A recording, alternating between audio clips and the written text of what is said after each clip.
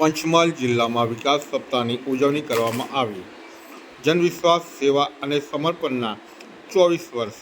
આદિવાસી વિકાસ મંત્રી ડૉક્ટર કુબેરભાઈ ડિંડોરના અધ્યક્ષસ્થાને ઘોઘંબા તાલુકા પ્રાથમિક શાળા ખાતે વિકાસ સપ્તાહની ભવ્ય ઉજવણી કરવામાં આવી હતી. આ વિકાસ યાત્રાનો હેતુ ગામે ગામ મોદીજીના 24 વર્ષ પૂર્ણ કરવા માટેનો હતો. ₹44.40 લાખના 23 વિકાસ કામોનું લોકાર્પણ અને ₹16.90 લાખના 14 કામોનું ખાતમુહૂર્ત પણ આમાં કરવામાં આવ્યું હતું.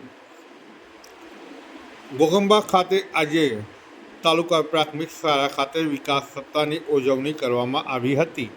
આ દરમિયાન મંત્રી કુબેરભાઈ ડિંડોરના વરદ હસ્તે વિસ્તારના ખરખરી, ભાનપુરા, રાયનમુવાડા અને પલોલી જેવા ગામો માટે ₹44.40 લાખના 23 વિકાસ કામોનું લોકાર્પણ કરવામાં આવ્યું અને ₹16.90 લાખના 14 કામોનું ખાતમુહૂર્ત કરવામાં આવ્યું હતું.